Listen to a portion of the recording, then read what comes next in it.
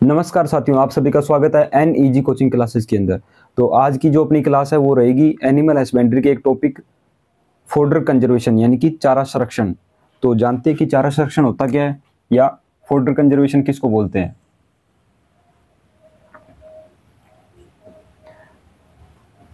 Fodder conservation यानी कि जब फसलों को या घास को हरी अवस्था के दौरान उनमें नमी कम करके या किण्वन के द्वारा उनको सुरक्षित करेंगे तो उसको बोलेंगे फोडर कंजर्वेशन। किसको? जब फसलों को या घासों को हरी अवस्था के दौरान उनमें नमी कम करके या किण्वन यानी कि फर्मेंटेशन किण्वन के द्वारा उनको संरक्षित करना, उसको बोलेंगे फोडर कंजर्वेशन। फोडर कंजर्वेशन, ठीक है। अब अपने बात करते हैं कि फोडर कंजर्वेशन से फोडर कंजर्वेशन अगर अपने को समझना है तो उससे पहले अपने को क्या क्या जानना है। तो एक होती है लीन ऋतु। कौन सी ऋतु? लीन ऋतु या लीन सीजन। लीन सीजन किसको बोलेंगे? तो ये वो सीजन है जिस समय साल के अंदर जो हरी घास होती है या चारा होता है उसकी कमी आ जाती है, तो उसको बोलेंगे लीन सीजन। क्या होता है ये? देखिए, जब साल के दौरान हरे चारे की या चारे की, ये तो हरा चारा हो गया, ये चारा यानी कि जैसे आप समझ सकते हो सूखा चारा, पराली होगी जैसे तूड़ी होगी, उस हिसाब से जब साल के दौरान हरे चारे या चारे की कमी हो जाती है तो उस ऋतु होती है ना, उसको बोलते हैं लीन ऋतु। ये समय कौन सा होता है? ये समय होता है मई जून, ठीक है। इस समय हरे चारे की कमी होती है, तो इस समय हरे चारे की कमी होगी। तो अगर अपने ने ये फोडर कंजर्वेशन किया हुआ है तो ये समय अपने को नहीं देखना पड़ेगा। अपने इस समय ये जो चारा कंजर्वेशन किया हुआ है अपने इसका उपयोग कर लेंगे, ठीक है। अब अपने जानते हैं कि जो फोडर कंजर्वेशन है इनके अंदर फसलें कौन कौन सी आएगी, ठीक है। तो ये मैं आपको बताता हूं, ये आपने नोट कर लिया होगा। फोडर कंजर्वेशन होता है ना जो, उसके अंदर दो फसलें आएगी। एक तो आएगी फलीदार फसलें या लेग्यूम क्रॉप, ठीक है। एक तो ये होगी, ठीक है, एक नंबर। दूसरी होगी लेग्यूम क्रॉप और दूसरी होगी घासें या अनाज वाली फसलें। घासों से यहां पे ये ध्यान रखना है कि जो ग्रेमिनी फैमिली की जो क्रॉप होगी ना उनको बोलेंगे अपने घासें, ठीक है। ये दो नंबर का। अब जो फलीदार फसलें या लेग्यूम क्रॉप उनके अंदर कौन कौन सी आएगी? जैसे आ गया रिजका, बरसीम, लोबिया, मटर, चवला, ग्वार। इनकी फैमिली कौन सी होती है? तो इनकी फैमिली होती है लेग्यूमिनेसी, ठीक है। या इसको बोलते हैं पोएसी, ठीक है, नहीं फैबेसी, फैबेसी, ठीक है। उसके बाद में आएगी अनाज वाली फसलें। अनाज वाली में कौन कौन सी आ जाएगी? मक्का, बाजरा, ज्वार, जई, ठीक है। इस हिसाब से ये फसलें आ जाएगी। एक जो हो गया, इनका कुल कौन सा था? ग्रेमिनी, ठीक है, या पोएसी। तो इन फसलों के अपने मेनली लेंगे, ठीक है। एक तो ये अनाज वाली फसलें होगी, एक लेग्यूम क्रॉप होगी। अभी इनका ही अपने कंजर्वेशन करेंगे या नमी कम करेंगे इनमें और किण्वन करेंगे तो इनके द्वारा जो बनेगा उसको बोलेंगे फोडर कंजर्वेशन। सबसे पहले अपने जानते हैं कि लेग्यूम क्रॉप क्यों लेते हैं। तो लेग्यूम क्रॉप है ना, वो क्यों लेते हैं, तो इसका एक कारण है कि लेग्यूम जो क्रॉप होती है ना, उनके अंदर नाइट्रोजन फिक्सेशन होता है। क्या होता है, नाइट्रोजन फिक्सेशन। ठीक है, ये अपने को कॉन्सेप्ट याद रखना है, ये अभी मैं आपको बताऊंगा। सबसे पहले ये एक चीज वो जानते हैं कि चारा संरक्षण करना है ना, तो चारा संरक्षण के अंदर जो फसलें काम आएगी ना, उनके अंदर दो चीजें होनी जरूरी है, एक प्रोटीन, ठीक है, नंबर 2 हो गया कार्बोहाइड्रेट। ठीक है, तो प्रोटीन किन के अंदर पाया जाता है, प्रोटीन पाया जाता है लेग्यूम क्रॉप के अंदर। ठीक है, और कार्बोहाइड्रेट किन में पाए, अनाज वाली फसलें होती है जो, ठीक है, सीरियल क्रॉप, सीरियल्स क्रॉप। ठीक है, प्रोटीन किन में, लेग्यूम क्रॉप के अंदर, तो ये काम आ जाएगी किसके अंदर, साइलेज में। ठीक है, और जो कार्बोहाइड्रेट होगा ये किस में होगा, अनाज वाली फसलों में, तो ये किन में काम आएगी, ये आएगी हे बनाने के अंदर। ठीक है, अब अपने जानते हैं कि ये जो लेग्यूम क्रॉप है ये किस हिसाब से नाइट्रोजन फिक्सेशन करती है। ठीक है, तो अब ने ये तो समझ लिया, तो इसकी अभी आवश्यकता नहीं है अगर अपने को ये नाइट्रोजन फिक्सेशन समझना है तो।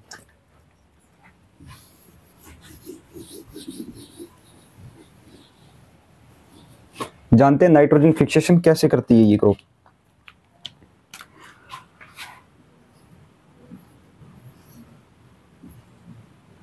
ये जैसे लेग्यूम का कोई प्लांट हो गया, ठीक है, ये इसकी रूट होगी, और ये जो इसके साइड साइड में ये हो गया इन्वायरमेंट। ठीक है, इन्वायरमेंट के अंदर नाइट्रोजन होती है 78 to 79%। ठीक है, और जो लेग्यूम क्रॉप होती है ना, ये कौन सी क्रॉप है, legume crop. Legume crop, legume जो क्रॉप होती है उनके अंदर जो रूट होती है ना, उनमें होता है राइजोबियम की गांठें। ये गांठें ना, इनके अंदर जीन पाया जाता है, कौन सा जीन, निफ जीन। तो ये निफ जीन होता है ना, ये जो वायुमंडल की जो नाइट्रोजन है ना उसको फिक्स करेगा और इसके अंदर ले आएगा, किसमें, लेग्यूम जो क्रॉप होती है ना, इनकी जो रूट के अंदर गांठें होती हैं इनमें स्टोर कर लेगा, तो इसको बोल देंगे अपने नाइट्रोजन फिक्सेशन। तभी तो आपने देखा होगा कि जो लेग्यूम क्रॉप होती है उनके अंदर अपने नाइट्रोजन की सप्लाई है ना वो कम देते हैं, बस यही कारण है कि नाइट्रोजन फिक्सेशन कर लेती है, उस वजह से अपने जो लेग्यूम क्रॉप है उनके अंदर नाइट्रोजन अपने कम देते हैं। ठीक है, अब अपने जानते हैं कि जो फोडर कंजर्वेशन है ये किस किस हिसाब से किया जा सकता है, यानी कि इसके प्रकार क्या है। तो फोडर कंजर्वेशन है ना, जो मेनली है, जो एग्जाम के अंदर आता है, वो तो 2 ही टाइप है, पर इसके साथ अपने 2-3 और है, वो भी पढ़ते हैं। तो एक होता है हे,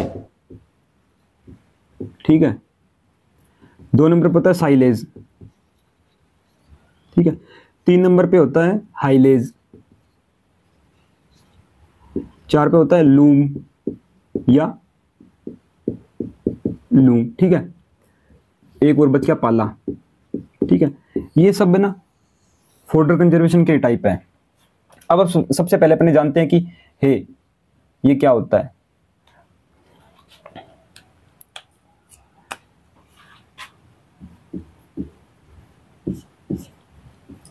हे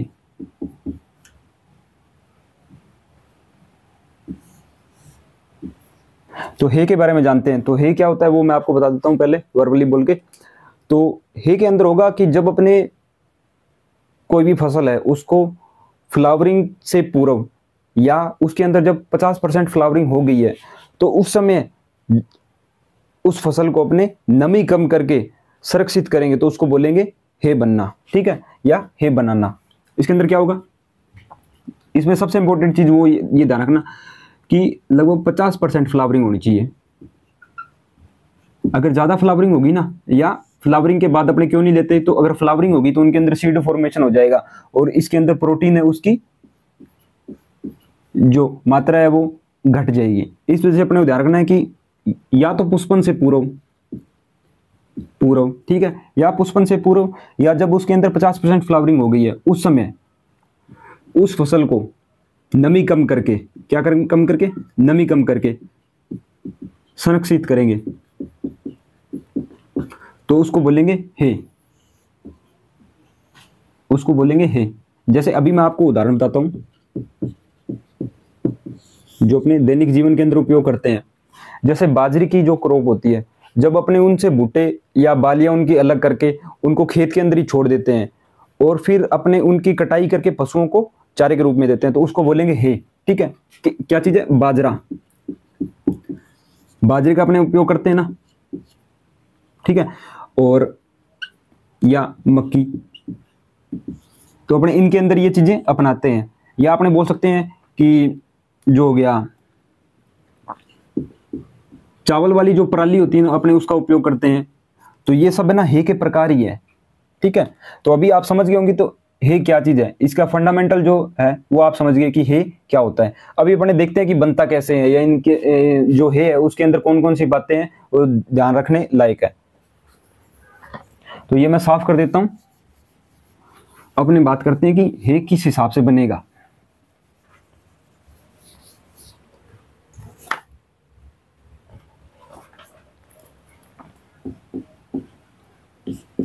वो तो आप समझ गए कि एक तो 50% फ्लावरिंग या पुष्पन से पूर्व। ठीक है, ये सबसे इंपॉर्टेंट चीज है। अब हे के अंदर जो क्वेश्चन आते हैं वो होते हैं कि हे के अंदर नमी कितनी होनी चाहिए।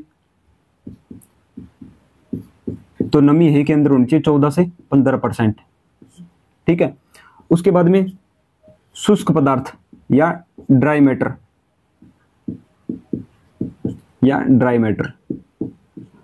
तो देखो नमी 14 से 15 होगी तो ड्राई मैटर कितना बचेगा?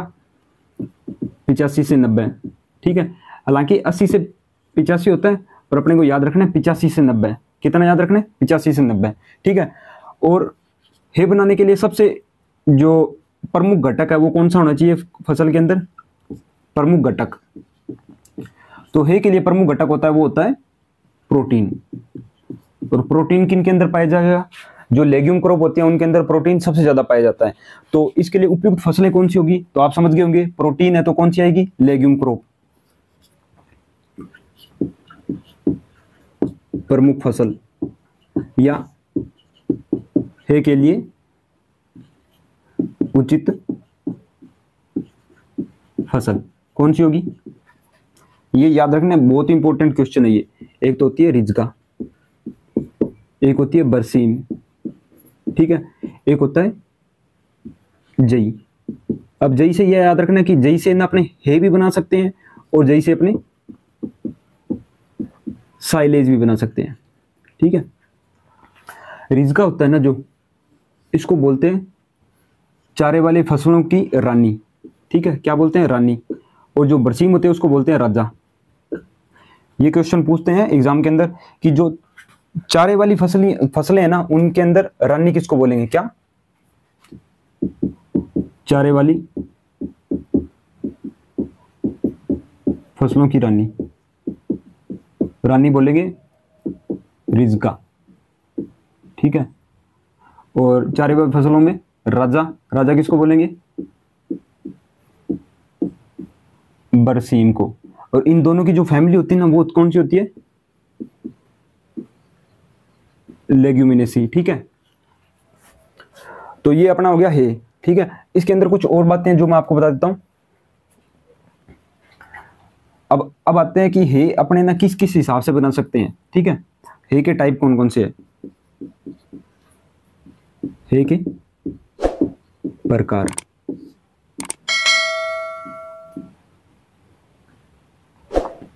या विधियां।